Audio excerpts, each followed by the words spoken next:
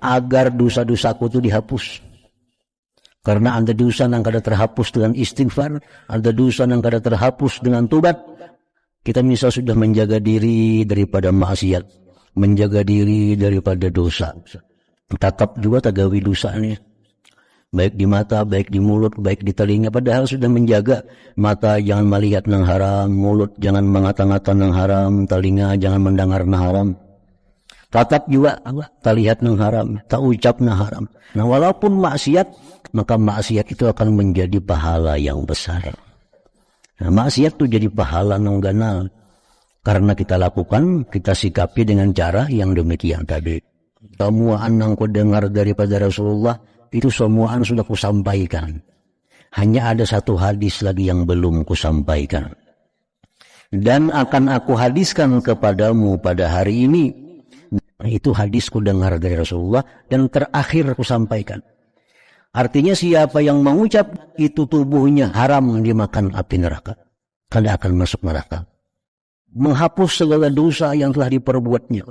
Orang itu waktunya riba, zina, merampok, mencuntan, memitnah.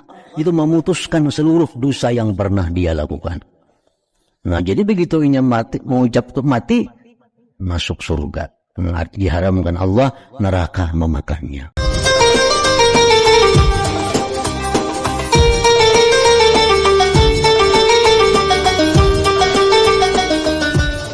Alhamdulillahirabbil alamin wa bihi nasta'in ala umuri dunya waddin wassalatu wassalamu ala asyrafil anbiya'i wal mursalin sayyidina wa habibina Muhammadin wa ala alihi wa sahbihi ajma'in. Makna perkataan Imam Al-Ghazali rahimahullah, nafa'ana bi'ulumihi fid dharaini amin. Sa'ad bin Hilal berkata, disuruh pada hari kiamat. Artinya Allah menyuruh malaikat. Allah menyuruh malaikat pada hari kiamat mengeluarkan dua orang laki-laki dari neraka. Dikeluarkanlah oleh malaikat dua laki-laki tadi, dihadapkan ke hadapan Allah Subhanahu wa ta'ala. Maka Allah Tabaraka wa ta'ala berfirman, demikian itu disebabkan apa yang kamu kerjakan, dan aku tidak suka menganiaya hamba-hamba. Jadi jar Tuhan kepada dua orang laki-laki tadi, nah aku masukkan kalian dalam neraka itu adalah karena perbuatan kalian. Karena maksiat yang kalian lakukan, nah kalian masuk surga. Dan itu bukanlah kezalimanku, jar Tuhan. Dan aku tidak menzalim terhadap hamba-hambaku. Itu banyak ayat dalam Al-Quran yang menerangkan bahwa Allah itu tidak menzalim kepada hamba-hambanya ini. Wa ma rabbuka bizallamin lil abid. Ada ayat yang menyatakan bahwa Allah tidak akan menzalim hamba-hambanya ini. Innallaha la yazlimun nasa syai'a. Allah tidak akan menzalim sedikit jua pun terhadap manusia itu. Ada lagi ayat innallaha la yazlimu mithqala dzarrah. Allah tidak menzalim seberat zarrah jua pun. Jadi semuaan yang terjadi itu adalah merupakan suatu keadilan daripada Allah Subhanahu wa ta'ala. Nah, jadi baik itu hukum Allah yang dia perlakukan di alam dunia ini, itu semuaan hukum yang ditentukan Allah itu adalah adil. Artinya kada menzalim. Walaupun kita kadang-kadang kada melihat, kita kada diberitahu, sehingga timbul kesannya Allah itu tidak adil, itu hanya adalah pengetahuan kita. Padahal hakikatnya apa yang dilakukan oleh Allah, apa yang diputuskan oleh Allah itu adalah keadilan. Nah, cuma kadang-kadang kita kadang menjangkau akal kita tentang keadilan itu, sehingga seolah-olah kita lihat Allah itu tidak adil.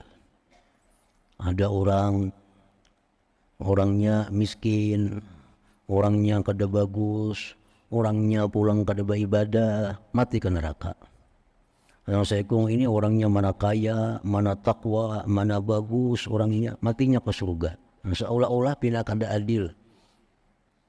Padahal itu keadilan daripada Allah. Cuma ukuran keadilan itu kita kada menjangkau akal pikiran kita. Tapi yang jelas Allah menyatakan bahwa apa yang dilakukan oleh Tuhan itu adalah adil. Hukumnya, misalnya laki-laki waris dapat 1, bini-bini dapat 1/2. Nah, itu pindah kada kayak kada adil modelnya. Bini-bini ini mana maharagu lawan kuitannya, orang tuanya. Yang perempuan yang menjaga, merawat, memelihara. Si laki-laki ini kada tahu menahu, orang tuanya garing. Begitu mati dapat warisan, laki-laki ini double. Yang bini-bini dapat cuma 1/2. Kelihatannya pindah kada adil tuh hukum itu. Tapi sebenarnya itu adalah adil. Sebenarnya itu adil. Jadi termasuk sesuatu yang wajib kita i'tikadkan di dalam hati kita, bahwa apapun yang diperbuat Allah, apapun yang diputuskan, dihukumkan oleh Allah, baik di dunia maupun di akhirat, itu adalah adil. Karena Allah tidak zalim, tidak menganiaya seorang jua pun daripada hamba-hambanya ini. Nah, jadi 2 laki-laki tadi diangkat dari neraka, dibawa ke hadapan Tuhan. Menjadi Tuhan, ikam masuk neraka ini akibat ulah ikam jua. Aku tidak suka menganiaya hamba-hambaku, jadi Tuhan, tetapi kalian sendiri yang menganiaya diri kalian itu. Nah, habis itu maka dia mengembalikan laki-laki itu ke neraka. Ya Tuhan, wahai malaikat, ini 2 orang suruh balik ke neraka. Jadi wahai Fulan bin Fulan, kembalilah kamu ke neraka. Tuhan nak menyampaikan itu benar ya. Tuhan nak menyampaikan itu aja, bahwa ikam ini masuk neraka karena ulah ikam seorang. Bukan aku zalim jadi Tuhan. Nah sekarang ikam ayo udah berikan ke neraka situ tempat ikam. Maka salah seorang dari keduanya lari pada rantainya sehingga ia menceburkan diri ke dalamnya. Ini Saikung ini begitu disuruh Tuhan, menjadi Tuhan, ikam sekarang sudah berikan dah ke neraka. Saikung buka, disuruh berikan neraka, laju, nah, bercabur ke neraka. Dan yang lain terlambat, artinya bala lambat. Nah, Saikung ini bala lambat nak berikan neraka. Lambat berjalan. Saikung tadi suruh ke nerakanya buka, bercabur surang. Nah, dan kedua ini bala lambat disuruh Tuhan ke neraka. Ya akhirnya bercabur juga, cuma bala lambat.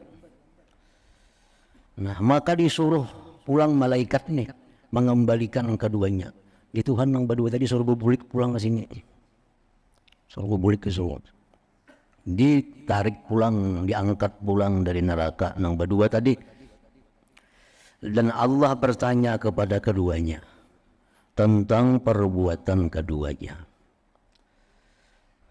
Ya Tuhan, hitam tadi kusuruh ke neraka. Laju, dapat dia buka, baca buru, nyaman dari neraka situ. Lalu orang yang lari ke neraka tadi menjawab, aku telah diperingatkan dari bahaya maksiat, maka tidaklah aku menghadapi kemarahan engkau yang kedua kalinya. Di dunia aku engkau suruh sembahyang, kada sembahyang. Di dunia aku disuruh puasa, kada puasa. Dalam dunia aku disuruh berbuat ini, kada aku gawi. Pas aku masuk neraka. Di sini mun aku balik lambat, takutan orang aku kedua kali disiksa. Jadi rakas masuk neraka. Karena sudah pengalaman bila menantang engkau ini, macam disiksa. Jadi baik balakas saja masuk ke neraka. Gampang dia Tuhan, saya melambat, kenapa? Jam bela lambat, nah saya punya suruh ke neraka. Dan yang terlambat itu berkata, hujan yang bela lambat ini, baik sangkaanku kepada engkau memberitahukan kepadaku bahwa engkau tidak mengembalikanku ke neraka setelah engkau mengeluarkan daripadanya. Ada ulun ini balik lambat ke neraka berharap mudahan jangan dibuat lagi pulang ke neraka situ. Sakit dalam neraka itu. Jadi balik lambat ke neraka mudahan pian kiau kada usah ke neraka kayak itu nah. Nah soalnya pian kada mengiau juga cabur aja pulang ke neraka.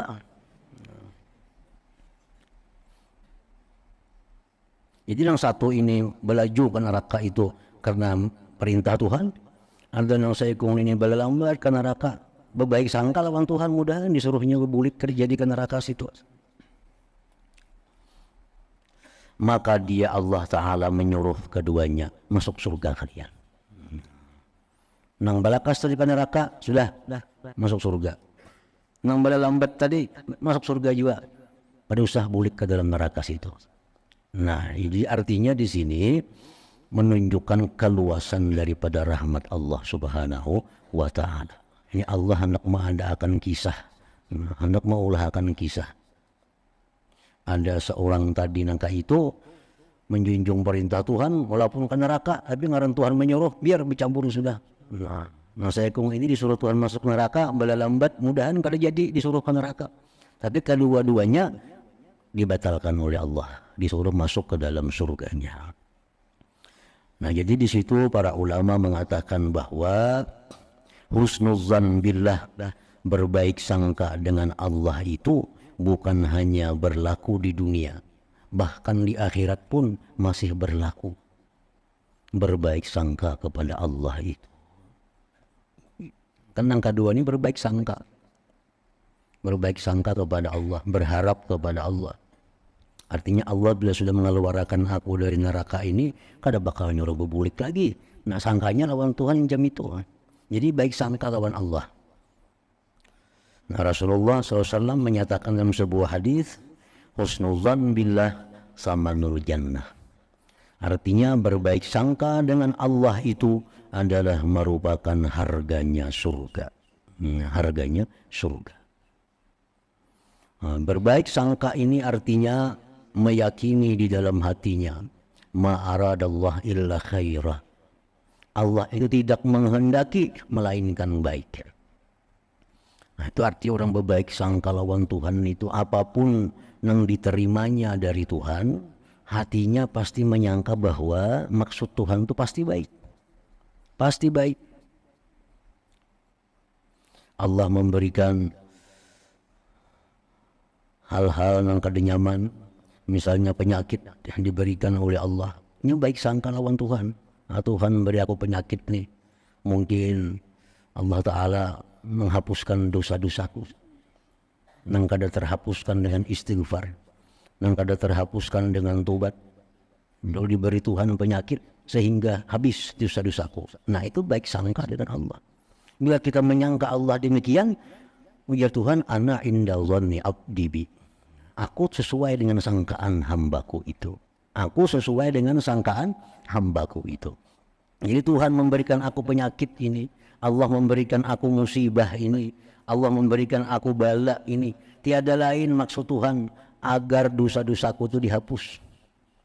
Karena ada dosa yang kada terhapus dengan istighfar, ada dosa yang kada terhapus dengan tobat, maka dengan musibah ini dosaku dihapus oleh Allah. Nah, bila kita berprasangka demikian kepada Allah, Allah akan menyesuaikan sangkaan kita itu dengan kehendaknya Allah Subhanahu wa Ta'ala. Jadi hapus dosa-dosa kita. Atau boleh juga kita dapat musibah dari Allah, baik musibah diri, penyakit, atau musibah harta, atau musibah kehilangan orang-orang yang dicintai. Lalu kita berprasangka, ini Allah hendak meninggikan derajatku di sisinya, yang kada tercapai dengan amal ibadah yang kulakukan. Allah menyediakan aku tempat yang tinggi, ibadahku kada cukup, diberinya aku penyakit ini, diberinya aku musibah ini, sehingga dengan itu aku bisa sampai ke derajat yang tinggi itu. Nah sangkaanku tuh kayak itu lawan Allah. Nah, dapat penyakit, dapat musibah ini. Nah Allah akan menyesuaikan sangkaan kita dengan yang dimaksud itu. Nah itu artinya orang yang baik sangka lawan Allah. Walaupun dalam hal maksiat, kita misal sudah menjaga diri daripada maksiat, menjaga diri daripada dosa, tetap juga tagawi dosa nih. Baik di mata, baik di mulut, baik di telinga. Padahal sudah menjaga mata jangan melihat yang haram, mulut jangan mengata-ngata yang haram, telinga jangan mendengar yang haram. tatap juga tak lihat nang haram, tak ucap nang haram. Nah di situ kita berbaik sangka. Ini Allah menghendaki aku ini berbuat dosa. Allah menyuruh aku agar aku bertobat kepadanya. Allah menyuruh aku agar aku istighfar kepadanya. Allah menyuruh aku agar mengakui bahwa aku ini kada bisa menghindar daripada dosa kalau kada dapat pertolongan daripada Allah Subhanahu wa taala. Nah, walaupun maksiat tapi dengan baik sangka itu, maka maksiat itu akan menjadi pahala yang besar. Nah, maksiat itu jadi pahala nang ganal karena kita lakukan, kita sikapi dengan cara yang demikian tadi. Gawi maksiat sudah aja bahindar, tetap juga tagawi baik sangka lawan Tuhan. Ini Tuhan menghendaki aku agar aku minta ampun lawan. Ini Tuhan menghendaki aku agar aku mengakui bahwa kada akan bisa selamat dari dosa kalau kada ditolong oleh Allah Subhanahu wa taala. Nah, jadi husnuzan billah. Apalagi orang yang sudah dalam keadaan sakit-sakitan, dalam keadaan kada kawal lagi beribadah banyak, sudah dalam keadaan uyuh. Nah, itu sangat disuruh oleh Nabi kita berbaik sangka kepada Allah. Ini ditilam aja lagi berabah, gulang galik, kada kau lagi. Sembahyang kayak orang kada kau lagi, sudah serabaan lama. Nah, orang seperti ini paling bagus sudah husnuzan, berbaik sangka dengan Allah, berbaik sangka lawan Allah. Allah mengampuni dosa-dosaku yang telah lalu. Allah menerima amal ibadah yang kuperbuat yang telah lalu. Allah mematikan aku dalam husnul khatimah. Nah, berbaik sangka kepada Allah. Terutama dalam keadaan menjelang akhir hidup itu. Rasulullah bersabda, la yamutu ahadukum hatta yuhsina dzannahu billah. Nah, janganlah mati salah seorang kamu melainkan dalam keadaan baik sangka terhadap Allah Azza wa Jalla. Rasulullah sallallahu alaihi wasallam bersabda, yunadi munadin min tahtil arsy yaumal qiyamah, ya ummata Muhammad amma ma kana li kibalakum. Bacaannya kibalakum faqad wahabtuhu lakum wa baqiyatit tabi'atu fatawahabuha wadkhulul jannata bi rahmati. Artinya menyeru dari bawah aras pada hari kiamat. Allah menyuruh malaikat mengumumkan, wahai umat Muhammad, adapun apa yang ada bagiku di sisimu, maka aku memberikannya kepadamu, dan tinggallah tanggung jawab di antara kalian sesama manusia. Nah, artinya pengumuman di bawah aras Allah itu, malaikat mengumumkan, wahai umat Nabi Muhammad, bahwasanya dosa-dosa kalian yang lakukan kepada Allah itu Allah berikan semua, Allah maafkan. Kan dosa ini ada hubungannya lawan Allah, kada menyangkut paut dengan orang lain. Kayak orang minum arak contohnya, itu dosanya lawan Allah, dosanya hanya hubungannya dengan Allah. Apalagi contohnya orang yang kada sembahyang, itu dosanya hubungannya dengan Allah. Orang yang kada puasa itu hubungannya dengan Allah. Nah, jadi jar malaikat ini Allah memberitahu bahwa dosa-dosa kalian yang berhubungan dengan Allah itu diberikan oleh Allah Subhanahu wa taala. Tinggal lagi dosa-dosa yang antara kalian dengan kalian. Nah, tinggal lagi urusan kezaliman kalian dengan kalian. Itu lagi yang ditimbang, itu yang diukur, itu yang dihisap, yang dihitung. Maka Allah menghimbau, ya Tuhan, hendaklah saling memberi kamu. Nah, ya Tuhan, hendaknya saling memaafkan, saling meridhakan satu dengan yang lain. Ya. Masuklah ke surga dengan rahmatku. Nah, jadi artinya di situ Allah memulai bahwa Allah memaafkan orang-orang yang berdosa kepada Allah. Dan orang-orang yang dizalim ini pun disuruh oleh Allah untuk memaafkan orang-orang yang menzalimnya di dunia itu, supaya bisa masuk surga semuaan dia Tuhan. Tapi yang dizalim ini kada langsung mau memaafkan itu. Sebelum tahu, nah pagarang balasannya memaafkan. Orang-orang yang dalam dunia ini yang dianiaya, yang dalam dunia ini difitnah, yang dalam dunia ini diambil hartanya, yang dalam dunia ini dirusak kehormatannya. Orang-orang yang dalam dunia ini digibah, dicaci maki, dihinakan. Begitu disuruh Allah agar memaafkan orang-orang yang menganiaya mereka, mereka ada langsung memaafkan. Mereka hendak tahu dulu nasib mereka kayak apa. Maafkan kayaknya ujung seorang kali jadi apa-apa. Nah jadi ini manusia ini di akhirat itu adalah musaha, saling berbantah-bantahan. Nah, kada hakun memberikan itu kepada orang lain sebelum ia mengetahui dirinya selamat dulu. Nah, kalau sudah meyakini dirinya selamat, nah hanya mau diberikannya. Nah, sehingga Allah memanggil, menyidang dua orang. Ini seseorang membawa kawannya ke hadapan Allah. Ujar kawannya itu, ini orang wahai Tuhan di dalam dunia menzalim ulun. Ini orangnya. Ini dalam dunia ini memfitnah ulun. Ini dalam dunia menghina ulun. Dalam dunia macam-macam. Sekarang ulun minta balas. Nah, kan balasannya itu amal kebaikannya diunjuk lawan nang dizalim. Bila kada cukup dosa nang dizalim itu diserahkan kepada yang menzalim. Jadi jar Tuhan, wahai orang yang teraniaya, lihatlah engkau ke atas.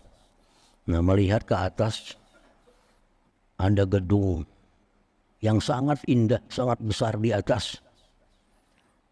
Ujar si laki-laki tadi, ampun siapa nih Tuhan, Tuhan gedung itu. Ujar Tuhan, itu ampun ikam mau. Gedung itu ampun ikam hendak. Ampun ikam hakun bayar harganya. Nah, ujar laki, apa garang bayarannya harganya itu? Nah, jar Tuhan mun ikam hakun memaafkan ini orang nih. Mun ikam hakun marilah akan kawan ikam nih. Nah, ikam ambil aja gedung itu. Nah, hanya memaafkan ini. Namun kah itu ulun maafkan kesalahan-kesalahan kawan ulun ini.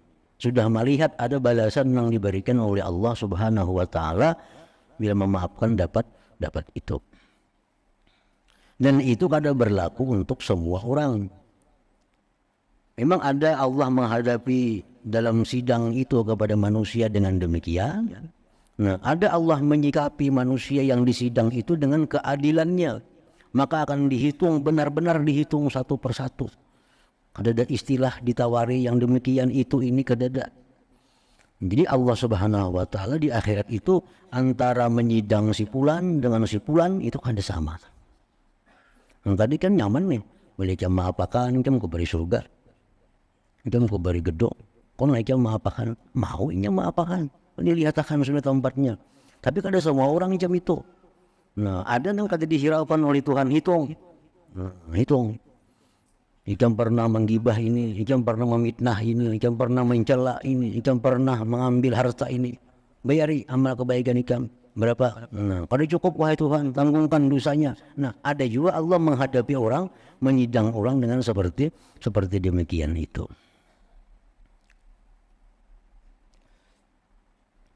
Nah, diriwayatkan bahwa orang Badawi mendengar Ibnu Abbas radhiyallahu anhu membaca ayat wa kuntum ala syafa hufratin minan nar fa anqazakum minha.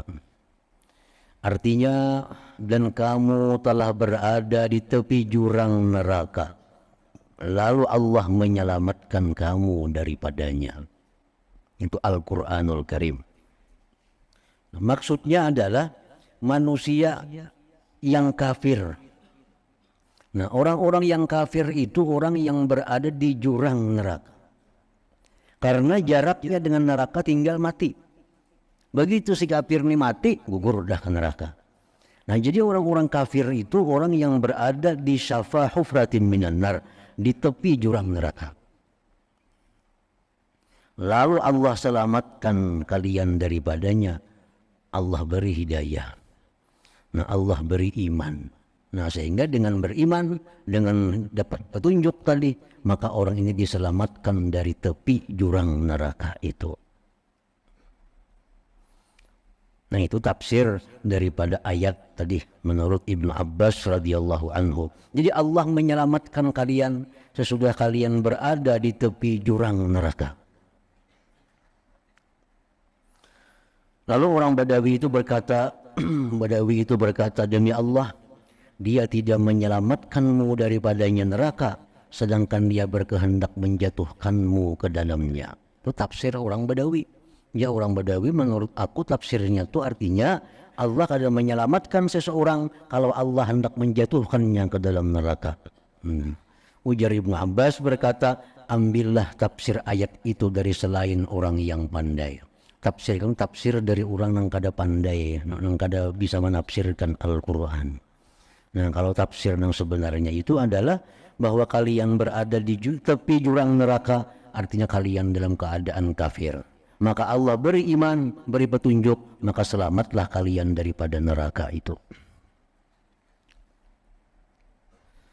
As-Sunabihi berkata, saya masuk menghadap Ubadah ibn Samit, sedangkan ia dalam keadaan sakit yang membawa kepada kematian. Lalu saya menangis, ujar Sunabihi ini. Nangis. Maka Ubadah bin Samit berkata pelan-pelan, mengapa kamu menangis? Maka demi Allah, tidak ada satu hadis pun yang aku dengar dari Rasulullah sallallahu alaihi wasallam yang bagimu ada kebaikan padanya, melainkan aku ceritakan kepadamu selain satu hadis. Jadi Ubadah bin Samit, semua yang ku dengar daripada Rasulullah itu semuaan sudah kusampaikan. Hanya ada satu hadis lagi yang belum kusampaikan. Dan akan aku hadiskan kepadamu pada hari ini, dan sungguh telah diliputi dengan diriku. Artinya aku dalam keadaan sudah sakaratul maut. Khawatir kalau ini kada disampaikan, kena aku berdosa. Aku mendengar Rasulullah sallallahu alaihi wasallam bersabda, "Man syahida an la ilaha illallah wa anna Muhammadar Rasulullah harramallahu alaihi nar." Artinya barang siapa bersaksi bahwa tidak ada Tuhan selain Allah dan bahwa Muhammad adalah utusan Allah, niscaya Allah mengharamkan neraka atasnya. Itu hadis ku dengar dari Rasulullah dan terakhir ku sampaikan. Artinya siapa yang mengucap 2 kalimat syahadat itu tubuhnya haram dimakan api neraka. Jadi para ulama menjelaskan maksud hadis ini. Karena hadis ini artinya siapa yang mengucap asyhadu an la ilaha illallah wa anna Muhammadar Rasulullah, haram atasnya dijilat api neraka. Jadi maksudnya itu, ujar sebagian ulama, adalah orang kafir. Orang ini kafir. Kafir. Lalu masuk Islam. Asyhadu an la ilaha illallah wa asyhadu anna Muhammadar Rasulullah. Mati itu. Mati. Jadi orang kafirnya begitu mengucap 2 kalimat syahadat, mati. Nah, maka orang kafir ini sudah Islam orangnya. Nah, karenanya sudah Islam dan masanya habis begitu mengucap 2 kalimat syahadat, maka ini orang kada akan masuk neraka. Kada akan masuk neraka. Nah, orang yang berislam itu menghapus segala dosa yang telah diperbuatnya. Orang itu waktunya kafir, riba, zina, merampok, mencuntan, memitnah, ini kafir. Begitu mengucap asyhadu an la ilaha illallah wa anna Muhammadar Rasulullah, itu memutuskan seluruh dosa yang pernah dia lakukan. Nah, jadi begitu ini mati, mengucap itu mati, masuk surga. Diharamkan Allah neraka memakannya. Nah, orang kada kafir pun kayak kita nih kada kafir, muslim ngarannya mengucap asyhadu an la ilaha illallah wa anna Muhammadar Rasulullah. Berapa ribu kali sudah kita ucapkan itu. Nah, lalu kita mati. Apakah haram neraka memakan tubuh kita? Nah, ujar para ulama, haram juga tuh api neraka memakan tubuh kita jikalau kita dimaafkan oleh Allah Subhanahu wa taala dari segala dosa-dosa yang kita perbuat. Nah, jadi ada tambahannya. Kalau orang-orang Islam yang sudah sekian banyak mengucap syahadat itu, matinya diharamkan juga Tuhan juga dimakan api neraka. bila mana dosanya diampuni oleh Allah Subhanahu wa Ta'ala, bila mana dia selamat daripada dosa-dosa besar, bila mana dia selamat dari segala macam kezaliman. Nah, jadi beda dengan orang kafir yang begitu mengucap syahadat mati, itu sudah dijamin.